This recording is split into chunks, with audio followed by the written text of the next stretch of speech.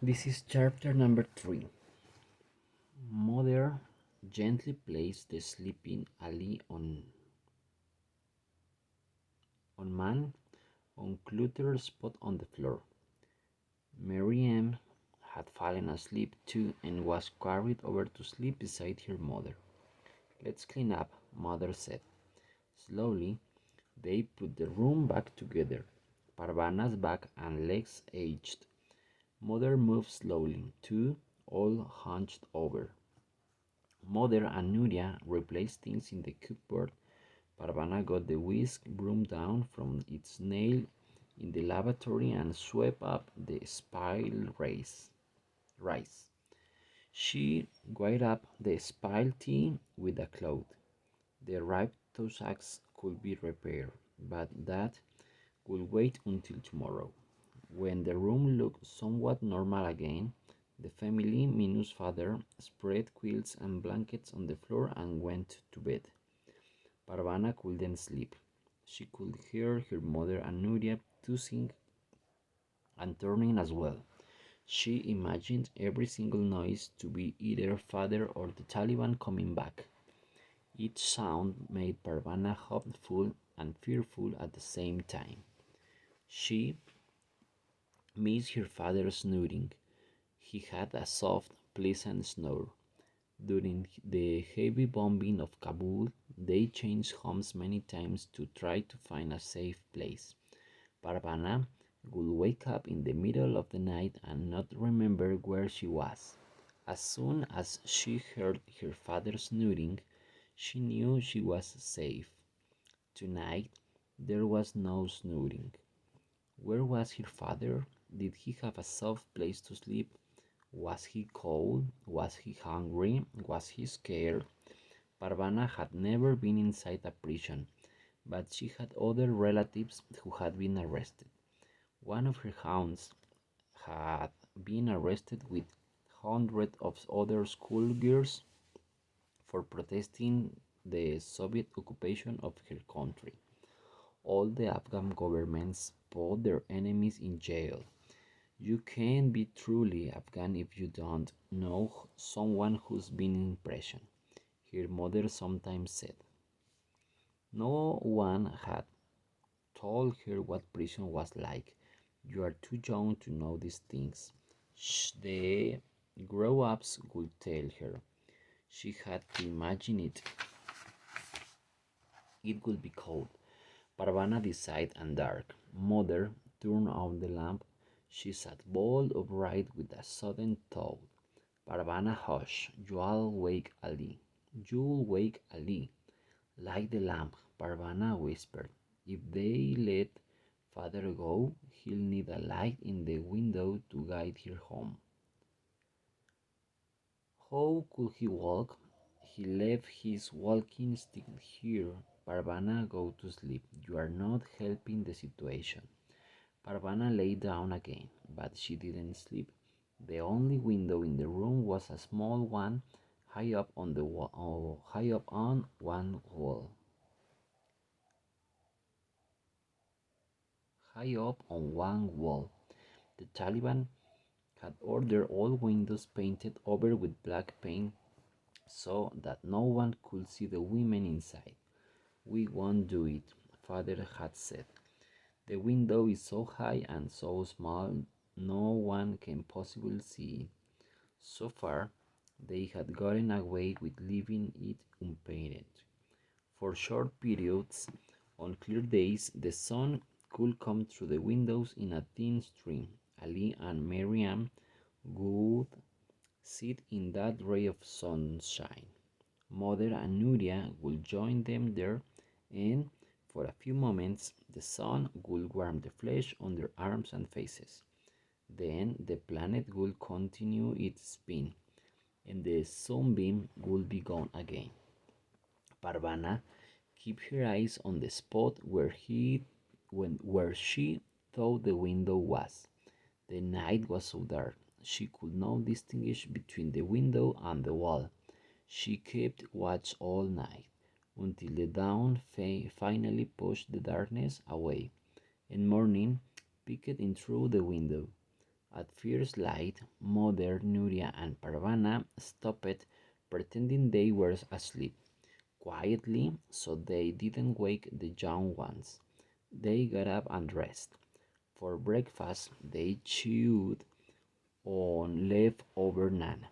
Nuria started to heat water for tea on the little gas stove in the bathroom, but Mother stopped her. There is boiled water left from last night. We'll just drink that. We don't have time to wait for tea. Parvana and I are going to get your father out of jail.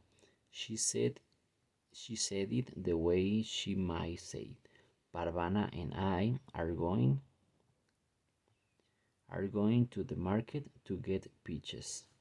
The naan fell from Parvana's lips onto the plastic cloth. She didn't argue, too. Maybe I'll get to finally see what the inside of a jail looks like, she thought.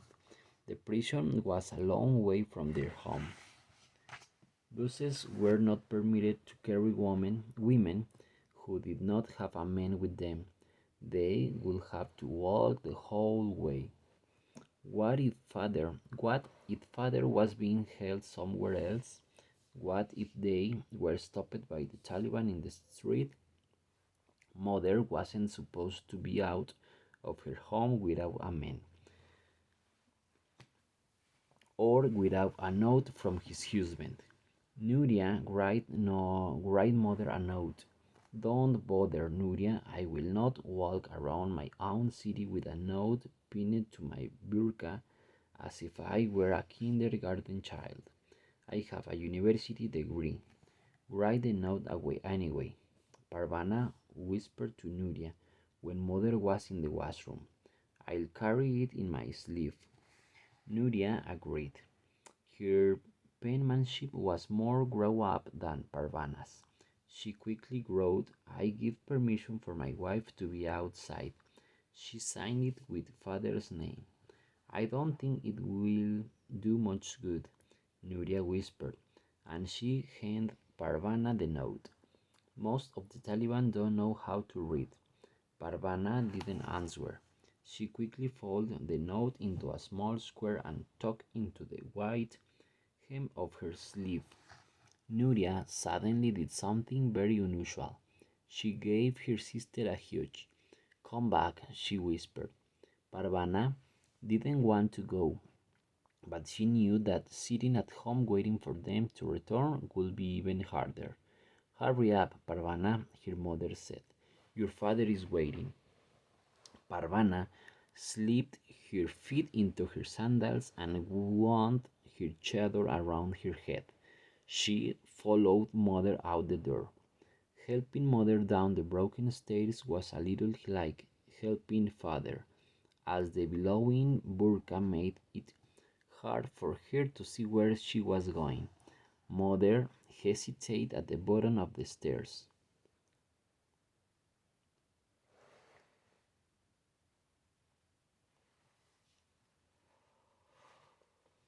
Parvana thought she might be having second thoughts. After that moment, though, her mother pulled herself up to her full height, straightened her back, and plugged into the Kabul street. Parvana rushed after her.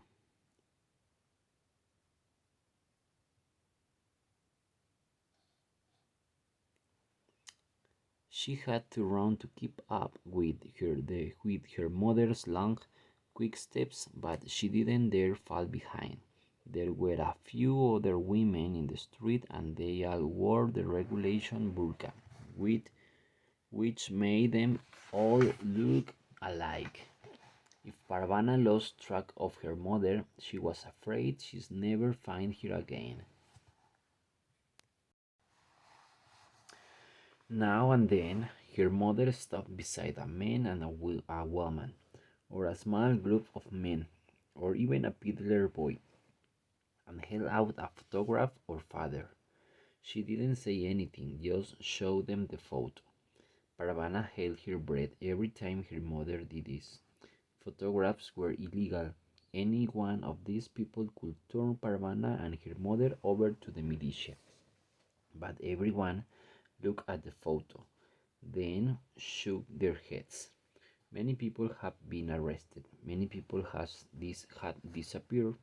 They knew what mother was asking without her having to say anything. Charkhi prison was a long walk from Parvana's home. By the time the huge fortress came into view, her legs were sore, her feet ached, and worst of all, she was scared all over. The prison was dark and ugly, and it made Parvana feel even smaller. Malali wouldn't be afraid, Parvana knew. Malali would form an army and lead it in a storming of the prison. Malali would lick her lips at such a challenge. Her knees wouldn't be shaking as Parvana's were. If Parvana's mother was scared, she didn't show it. She marched straight up to the prison gates and said to the guard, "I'm here for my husband." The guards ignored her. "I'm here for my husband," mother said again. She took out father's photograph and held it in front of the face of one of the guards.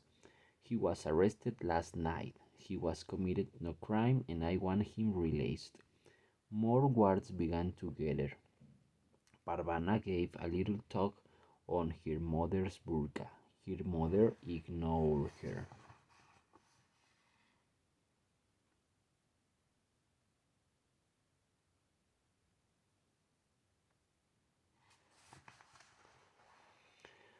"I'm here for my husband," she kept saying, louder and louder. Parvana tugged harder on the loose cloth of the burqa. "Hold steady, my little Malali," she heard her father say in her mind. Suddenly, she felt very calm. "I'm here for my father," she called out. Her mother looked down at the tree and screamed over her eyes. She reached down and took Parvana's hand. "I'm here for my husband," she called again.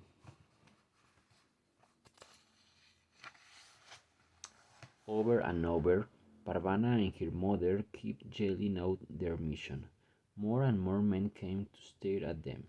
"Be quiet," ordered one of the guards. You should not be here. Go from this place. Go back to your home." One of the soldiers snatched the photo of Parvana's father and tore it into pieces. Another started hitting her mother with a stick. "Release my husband," her mother kept saying. Another soldier joined in the beating. He hit Parvana too, although he did not hit her very hard. Parvana fell to the ground, her body covering the pieces of her father's photograph. In a flash, she took the pieces out of sight under her chador. Her mother was also on the ground, the soldier's sticks hitting her across her back. Parvana leaped to her feet. "Stop, stop it. We'll go now, we'll go." She grabbed the arm of one of the mother's attackers. He shook her off. He shook it off as if she were a fly. "Who are you to tell me what to do?" But he did lower his stick. "Get out of here," he spat at Parvana and her mother. Parvana knelt down, took her mother's arm, and helped her to her feet. Slowly, with her mother leaning on her for support, they hobbled away from the prison.